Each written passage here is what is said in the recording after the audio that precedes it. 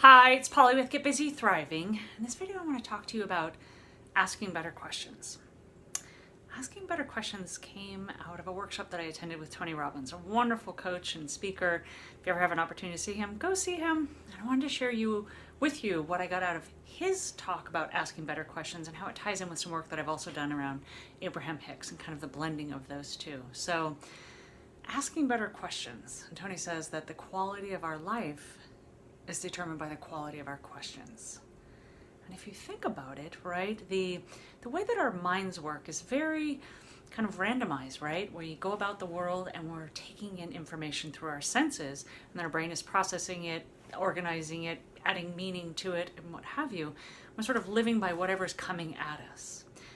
And I would say that what I mostly got out of asking better questions and creating the quality of your life by the quality of the questions going on inside your mind is the ability to go from kind of taking things in and being reactive or non-deliberate, being just kind of at will of what's going on around you, and instead being intentional or creating or causing your life, creating the course for your life, right? So what that looks like is we have all these thoughts going on in our mind, constant barrage of thoughts based upon what we're taking in, what we did yesterday, things that we have deadlines for, things that we're paying attention to, both about ourselves and about the outside world.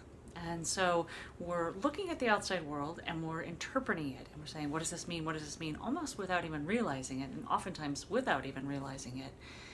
And we have questions oftentimes running in the back of our mind. Is this okay? What about this? Who's this person? Are they good? Are they bad? And on it goes. And we're also questioning ourselves.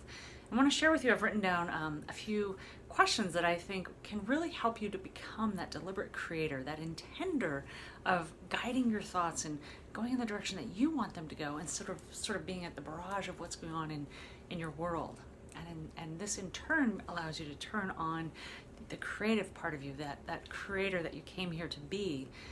And as you ask better questions, you start to guide your mind where you want it to go instead of being in reaction mode all the time. So, for example, when something shows up in the world, and one of my favorite words that I get from Abraham Hicks is the word contrast. And contrast is just that stuff you don't want. that person at your company that is constantly annoying you or barraging you with more work or annoyances, that family member that just rubs you wrong, right? Or that person in traffic, or that situation like this didn't turn out right, or that vendor didn't produce something, or what have you, right? So something in your life doesn't go as expected, or you show up for you not as you expected. You show up and you're procrastinating again, or you didn't do this, and you start to beat yourself up, right? So something just doesn't look like the way we expect it to look about ourselves or about the world. It's contrast. And in those moments that we label something as contrast, or this isn't right, or I didn't expect this, or what's wrong here, asking those questions, that unfortunately the mind will answer those questions, because the mind is it's almost like Google. Whatever you ask it, it will answer. It will come back with an answer from your subconscious based upon its connection to the universe or its connection to your past based upon experience. So being deliberate with those questions will help you guide and navigate what comes back for you. So another thing to think about before I go into the questions is Tony Robbins talks about a part of our brain called the reticular activation system, or the reticular activating system. It's a part of your brain that if I said, don't think about pink elephants, and you just thought of a pink elephant, right? And then more pink things, like you start to see pink elephants. Or if I said, hey, I just bought a new red car, and all of a sudden you drive home and you're like seeing red cars everywhere. Well, that's the reticular activating system. It's part of your brain that helps sort of filter and minimize the input that you get. So we have millions upon millions of data points that our larger senses, all 5, 6, 7, however many you think we have senses, are taking in any one moment and filtering down to us those that it believes are critical, right? The brain's job is keep you alive, keep you safe. There might be lions in the bush. So its job is to filter out all that information and give you the most important things. But if you're not asking questions or guiding that mind, it doesn't know what to look for. It will look for things that will keep you alive. It will not necessarily look for things that make you happy or fulfilled in your life. So part of the reticular activating system, and activating it is with questions to guide the mind, to send it on searches, send it on Google searches in your consciousness, and your connection to the universe and your memories, and find those things that you want to see, right? Or find things about yourself that you choose to see. So here's what I mean. So let's say something shows up in your life, like someone cuts you off in traffic. You're just about, you're in the parking lot of somewhere. Let's say you're in the parking lot of a hospital, right? And someone cuts you off and they take your parking space. And you're like, I was just about to take that parking space. What's wrong with that person, right? And you start to guide your mind to think of, like, what's wrong with that person? Why do they do that? People are always cutting me off, and on and on and on, right?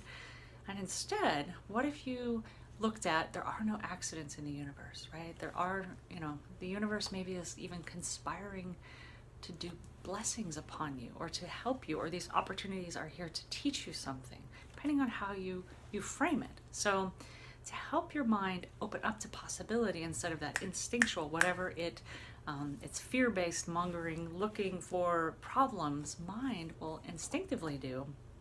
What if you said something like, what else could this mean?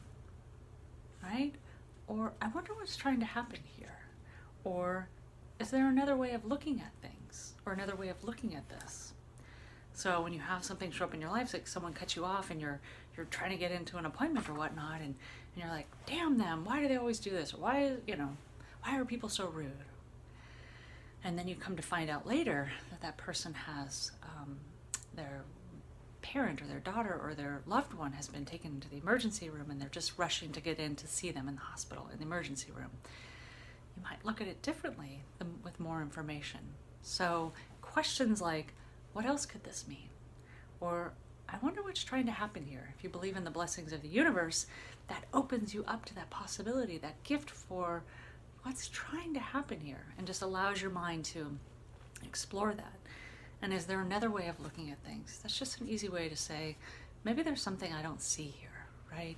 So when you have the moment to take a step back and to pause, right? In that moment, your brain is almost always still, even with what I'm sharing with you, even knowing this, my brain still goes into, what's wrong with that person? Or why did they do that, right? Or why is this happening? But then when I can take a moment and pause and reflect on it, and then I can recall these questions, I can settle myself down. It actually changes my state. I have a different response. I have access actually to more of my brain, more ideas, more possibility, more creativity, more of what could be going on in the world just by asking that. So that's one part of this. Now, we can also use this when thinking about ourselves or talking about ourselves. So when we say things like, why does this always happen to me? Or why do I keep doing this? Or what's wrong with me? You're trying to make a change in your life. And you're like, what's wrong with me? Why can't I do this? Well, that brain of yours is going to have lots of answers. Well, you're lazy, or you're never good at things, or la la la, on and on. Well, that's not going to help you. That's not giving you the answers that you need. That's not going to open you up to something different, to a change, to help you have that breakthrough, to help you go about change. So some ideas for questions that you might choose instead would sound like, is there something I can learn from this? Is there something I can learn from this? Or what can I learn from this? Those two questions looks at the situation as a learning opportunity. If you believe that you are creating your life, it's an opportunity to say, wow, if I created this, what can I learn from this? Why did I create this? If they say, there's a line that goes, when we get upset, it's the universe setting us up to learn something. So if we look at each opportunity of contrast and say, what can I learn from this? That puts us in growth and student mode and opens us up to maybe more. And maybe there isn't always something. But I'll tell you, just saying that question, it can change your emotional state and give you access and back in your power, like, what can I learn from this? And other things are, what could I have done or said differently? Talk about taking responsibility for what just showed up, right? How that person reacted to you. And maybe this example in traffic where you don't know that person, this person in the hospital, they parked in front of you.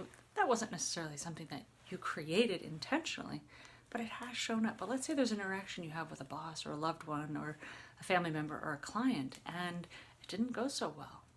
Asking yourself, what could I have done or said differently? It just allows you a moment to pause and say, what's my role in this? And is there something that I could be responsible for and do differently next time? The next one is, how could I handle this better in the future is like, well, yes, I'm recognizing this as contrast. And if we believe, and I've seen it in my life, that if you don't learn a lesson at one point in your life, it will just get louder and worse and bigger later on. So it's best that we take those juicy moments after, the upset or whatever we say at first, and we say, what could I do better next time? Because it's assuming, let's say this is a relationship, an ongoing relationship that you have with a client or a friend or a colleague or something, and instead of assuming like, oh, that'll never happen again, what if you said, well, I want to have better interactions with this person. So what could I do better next time? So if this comes up, if this particular situation arises, how can I be different? How can I learn from this to be the best me the next time? Or what can I do to prevent this? Right? So a lot of this is we're creating this because of the situations in our mind and our beliefs, and they're just manifesting outside of us. So if I want to change what shows up on the outside, what can I be doing differently inside of me? Do I have a limiting belief? Do I have an old story? Do I have an unmet need? What could be underneath this that created this happening, right? And that's not to say that you're wrong or anything's bad. It's just, if there's some responsibility I can take in this, what can I do to prevent it from happening again, right? And in all of this, what I want you thinking about is looking for a change of thought and action. So those are the two areas where this can show up differently for you. If you change your thoughts about things, you change the story, the meaning that you're making up in this moment, and the questions that you're asking of yourself and of the situation. How could you be differently? How could I do this differently? Instead of what's wrong with me, like, how could I do this better? Right? It's owning, I want to be responsible for this, keeping your power instead of saying, this always happens to me. It's like, playing the victim. So asking those better questions in thought and in action. What could I do differently? What could I have thought differently? What could I say to myself differently? How could I look at myself differently if you're judging or negating yourself? Those are really good ones. And the last thing I want to leave you with is Tony Robbins, in the work that he teaches around asking better questions, is we walk around with a primary question. So this is a little extra bonus work here. So if you want to start looking at not only those ongoing things that are showing up for you in your life, or the one-off things, like what else could this mean? Like something else, something unusual happens. Well, what if you didn't realize it, but you're actually walking around with a primary question, a question that's running in the back of your mind and you don't even know it? So what I invite you to is, after watching this, ask yourself, what's my primary question? What's my primary question? And just see what shows up, because you'll know that you've got it, and you may have a couple, but you largely have one. It's kind of dominant and running the show because you hear it a lot. You'll find yourself in this next few days or next week going, oh, I said that again. Oh, I asked that again. Why does this always happen to me? Why does this always happen to me? And the answers flood you. And then realize, is that serving you? Whatever that primary question is, maybe in some ways it is serving you. Maybe it's making you more successful, more prosperous, more relating better with people. How can I please this person? Or maybe it's not. If it's got you running yourself ragged and running yourself down, trying to please people, trying to do so much, what have you, or living in fear of something that bad could happen, how can you shift your primary question? You shift it by becoming aware that that's what's running you, and starting to practice with intention a new primary question. So for me, one I used to have was something along the lines of, how can I please this person, or what does this person need, kind of thing. So it's really trying to satisfy other people, which was developed largely from a little girl's perspective of trying to please parents or family members around her. And instead I said, how can I feel more of the love flowing right now? Right? And so it put me into my heart and gave me a much better connection in each of my relationships, all of my opportunities. If I asked that as my primary question, how can I feel more of the love already flowing in this moment? It just set that reticular activating system on looking for that, right? It set it on a new course instead of how can I please this person, or what does this person need? How can I feel more of the love already flowing? So that has served me. So I invite you to see what your primary question might be right now, maybe one or two, and what would you like them to be? And then choose and start living from that primary question. I hope you take these on, and I hope this is helpful to you. Enjoy.